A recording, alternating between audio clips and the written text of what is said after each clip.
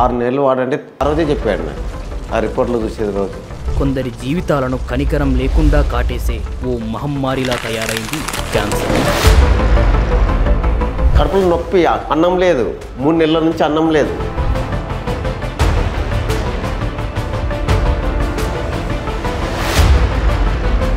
Cake మొత్తం తీసేశారు, నా కడుపులో పెద్ద కేక్ 50% తీసేశారు. మా ముందరనే చాలామంది చనిపోయారు. ఈయన వీక్ ఉంటారు కదా, మందిని చూసే వరకు తక్కువ అవుతుందని కాబట్టి కదా ఇంతమంది వచ్చారు కదా అనుకున్నాను. ఆ రోజు నా నెంబర్ 31, 32 ఒక నెంబర్.